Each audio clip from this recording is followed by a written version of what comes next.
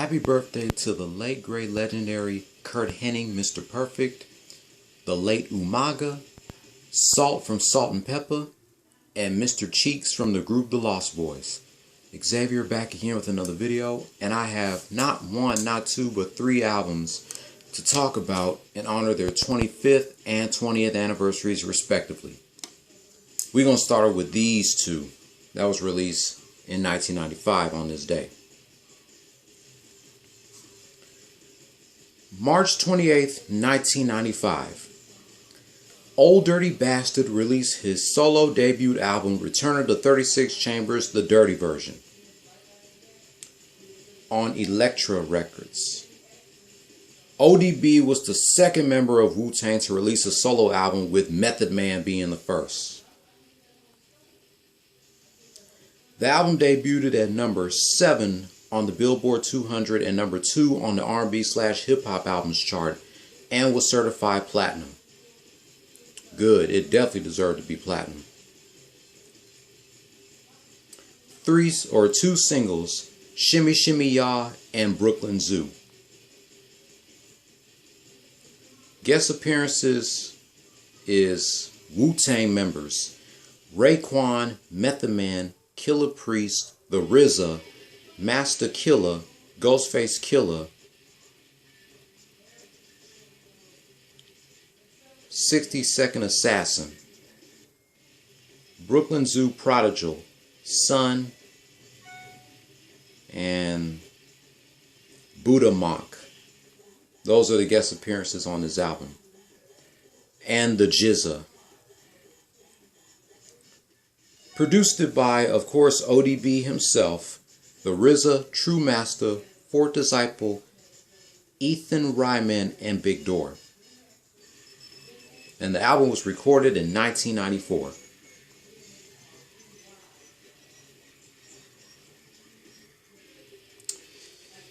So, looking back on this 25 years later, of course, it's a classic. Anything by ODB is a classic. Return to the 36 Chambers was primarily produced by the RZA, with additional production from ODB and affiliates True Master and Fourth Disciple. Like I said, ODB was the second member of Wu-Tang to release a solo album after Method Man released his debut album to Cal in 1994. But yeah, this ODB album is a classic. You should definitely listen to it. They also released the deluxe version yesterday in honor of this album's 25th anniversary.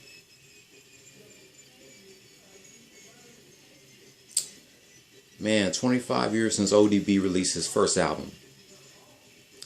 The next Wu-Tang solo album to turn 25 is Raekwon's Only Built for Cuban Links, coming August 1st. Now let's talk about this next album. Also released on March 28th, 1995, Big L released his debut album Lifestyles of the Poor and Dangerous. The album debuted at number 149, oh my goodness, on the Billboard 200 and number 2 on the top R&B/hip hop albums charts, and was not certified gold or platinum. Why? That really pissed me off.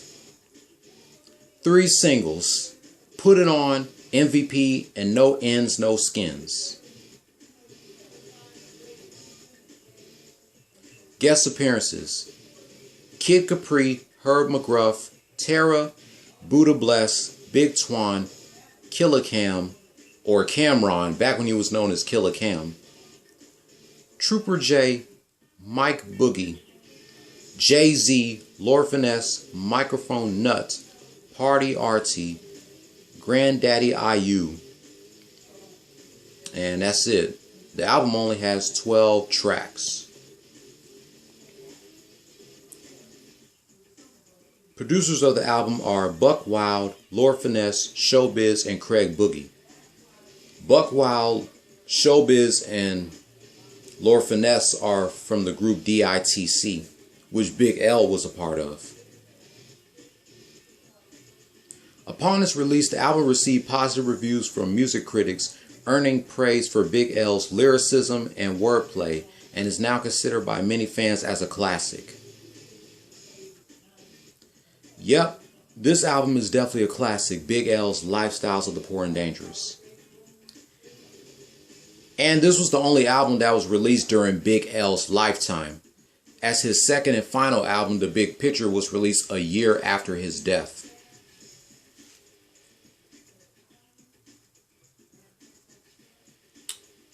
But yeah, the one thing I'm fucking pissed that this album did not get certified gold or platinum. Why? Why this album did not get certified? I can't believe it.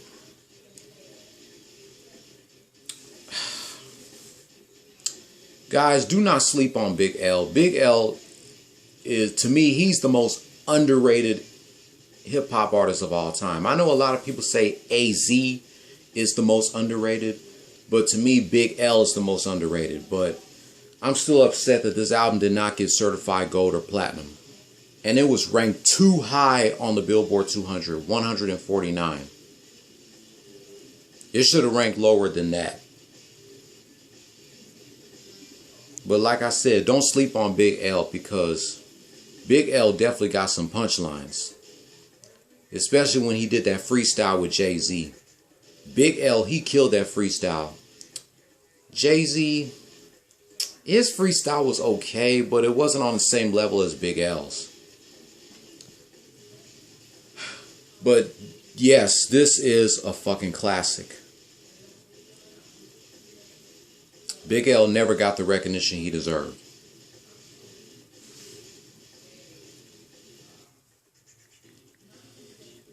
And now let's talk about this album.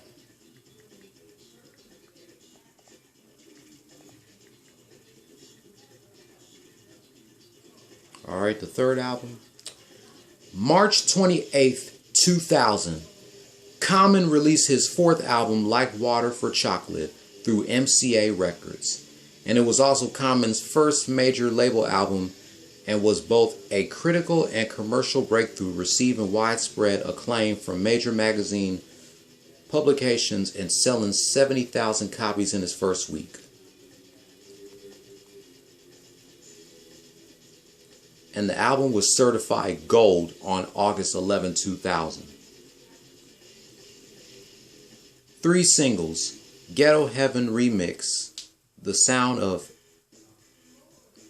TSOI, The Light, and The Sixth Sense, produced by DJ Premier. Speaking of DJ Premier, he's one of the producers of the album, as well as Questlove from The Roots, Common himself, JD, James Poyser, D'Angelo, and Kareem Riggins. The album debuted at number 16 on the Billboard 200 and number 5 on the U.S. Top R&B/Hip Hop Albums chart.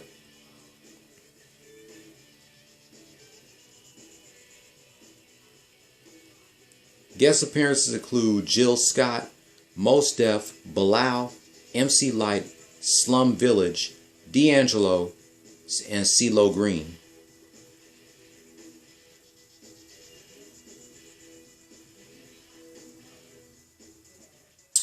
So looking back on this album 20 years later, it's definitely another classic.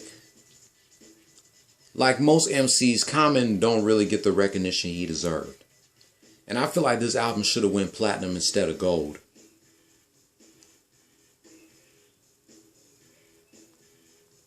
Common definitely has the best lyricism I've ever heard, especially from The Sixth Sense. DJ Premier did a good job producing that track. But you should definitely check out this album, Common, Like Water for Chocolate. Thank you, Common, for 20 years of this classic project.